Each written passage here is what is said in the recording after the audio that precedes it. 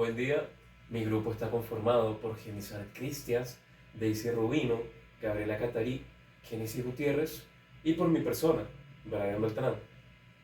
Y les vendremos a hablar acerca de los pasos de una investigación científica y el riguroso método que hay que seguir para realizarla de una manera adecuada. Buen día, mi nombre es Genesis Gutiérrez. El método de investigación científica está conformado por los siguientes segmentos: introducción, el capítulo 1, que es el problema, el capítulo 2, que es el marco teórico, capítulo 3, que es el marco metodológico, el capítulo 4, que es la descripción de los resultados, y el capítulo 5. Con introducción es la sección inicial que establece el contexto y la importancia del estudio que se va a desarrollar. En el primer contacto del lector con el trabajo, porque eso se tiene que ser claro, concisa y atractiva, ya que esta es la carta de presentación donde se establece al lector la pertinencia y la viabilidad de la investigación, donde se sientan las bases conceptuales y metodológicas que se desarrollan en la siguiente sección del proyecto. Capítulo número 1. El problema. El problema es el núcleo central que impulsa el estudio. Representa la situación, duda o desconocimiento que se desea resolver o comprender a través del proceso investigativo. Esencialmente, es la pregunta o el reto que ha surgido por la identificación de una brecha en el conocimiento, una situación conflictiva o un fenómeno que requiere una explicación o mejora que se conseguirá consecutivamente en la investigación consiguiente. Dentro de sus elementos se ubica el número 1, el planteamiento del problema.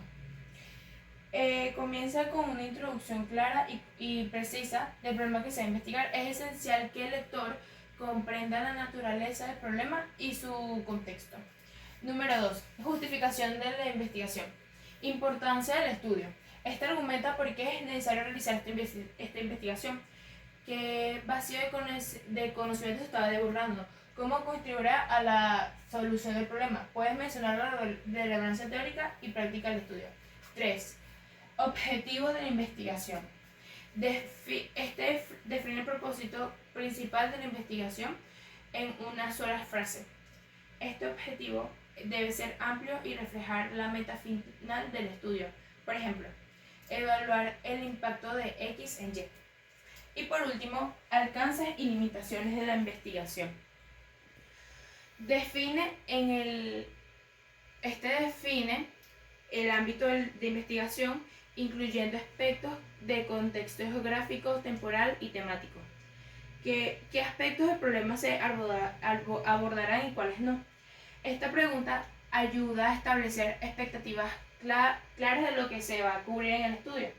Identifica las restricciones que podrían afectar la investigación, como la disponibilidad de recursos, el acceso a la población de estudios o limitaciones temporales. Es importante ser honesto sobre las... Capítulo 2. Capítulo 2. Marco teórico. Este es el conjunto de fundamentos, teorías, conceptos o estudios previos que se realizan o se analizan para contextualizar y sustentar la investigación realizada. Este actúa como un puente entre el conocimiento existente y la nueva que se desea aportar al tema, y su función es tan sencilla como adoptar el estudio de una base conceptual sólida y demostrar cómo se relaciona con investigaciones anteriores, lo que ayuda a llenar lagunas o aspectos que aún no han sido explorados a fondo. Los elementos de estos son: número 1, antecedentes de la investigación. Este incluye a la revisión de la literatura, en el que se presenta un análisis de estudios previos relacionados con el tema. Este ayuda a situar la investigación dentro del contexto existente y, como se ha dicho ya, de llenar brechas en conocimiento que pudieron haber sido pasados por algo. Y asimismo incluye la comparación de resultados, que compara y contrasta los hallazgos de investigación anteriores con su enfoque. Esto puede ayudar a justificar el estudio y ayudar a cómo se diferencia de otros trabajos. Número 2, base teórica.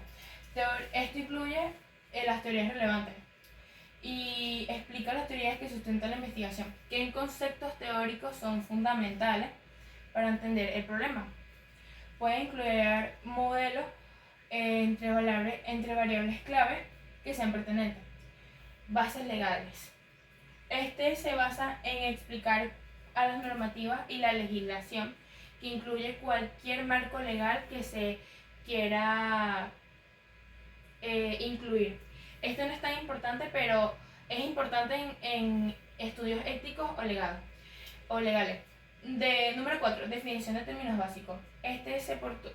Aquí se habla de términos clave, definiciones claras, y se asegura que todos los lectores tengan una comprensión común de los conceptos. Se puede considerar incluir términos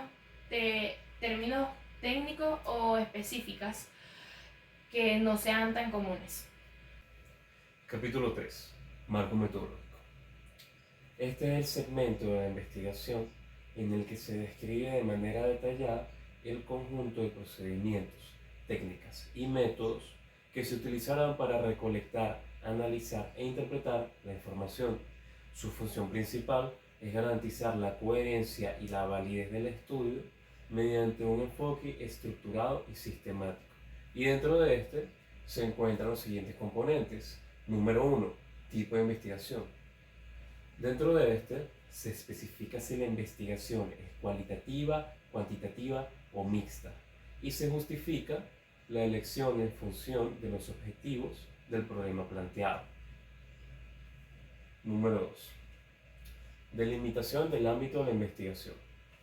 En este se proporciona un pequeño contexto y se define claramente la situación en la que se lleva a cabo la investigación, incluyendo el tiempo y el lugar. Esto ayuda a establecer el marco en el que se interpretarán los resultados. Número 3. Población y muestra. Primero se describe la población, se detalla la población, el objetivo de estudio, se proporciona información pertinente como quiénes son, cuántos son, y se proporciona información demográfica relevante que ayuda a contextualizar la muestra. De igual forma, el método de muestreo, que explica cómo se seleccionará la muestra, por ejemplo, si se utilizará muestreo tradicional, aleatorio, intencional, por conveniencia, etc.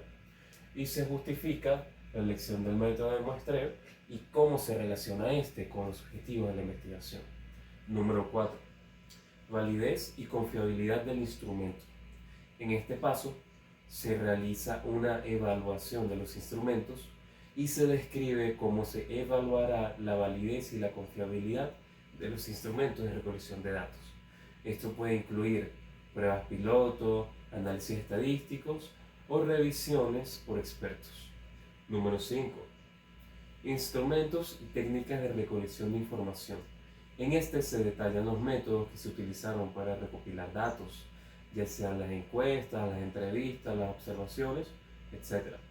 Y se explica detalladamente cómo cada método se relaciona con los objetivos de la investigación y por qué se eligieron. Y por último, la número 6, las técnicas de análisis de datos. En este se explica cómo se analizarán los datos recolectados y pueden incluir los análisis estadísticos, los análisis de contenido, los análisis sistemáticos, etc. Y descripción de los resultados. Dentro de este capítulo se presentan y explican de forma detallada los hallazgos obtenidos a partir de la aplicación de la metodología definida anteriormente en el marco metodológico. Aquí se busca ofrecer al lector una visión más clara y objetiva de los datos recabados, permitiendo así que se entienda de manera lógica y ordenada la evolución de los fenómenos estudiados. Dentro de este capítulo se encuentran dos segmentos. Primeramente, la presentación de resultados. Aquí se deben presentar los resultados obtenidos de la investigación de una manera clara y organizada. Para llevar esto a cabo, se pueden utilizar gráficos, tablas o diagramas para facilitar la comprensión del lector. Asimismo, la interpretación de los resultados. En esto se acompaña la presentación de datos con una interpretación que lo explique. De esta forma se entiende lo que significan los resultados en relación con los objetivos de la investigación, y aquí se puede discutir cómo los resultados se alinean o se contrastan con estudios previos y qué implicaciones tienen dentro de la investigación. Siguiente lámina.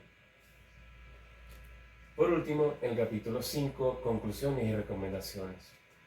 Este capítulo es la etapa final de la investigación y cumple una función esencial al cerrar el ciclo de estudio. Aquí se sintetizan los hallazgos y se interpretan en función de los objetivos y las preguntas planteadas en los primeros capítulos. Primeramente, dentro de las conclusiones se encuentran dos segmentos: la síntesis de hallazgos, en el que se resumen los hallazgos más importantes de la investigación y se recalcan preguntas como qué se ha aprendido, cómo se responden las preguntas de la investigación planteada, y se debe asegurar de que las conclusiones sean coherentes con los resultados presentados. Asimismo, las implicaciones, donde se discuten las implicaciones de los resultados para la teoría, la práctica y futuras investigaciones. Dentro de las recomendaciones, se basa en sugerir acciones o investigaciones futuras basadas en los resultados obtenidos. Esto puede incluir recomendaciones para la práctica profesional, políticas públicas o nuevas líneas de investigación. Siguiente lámina. Y con esto damos por finalizado.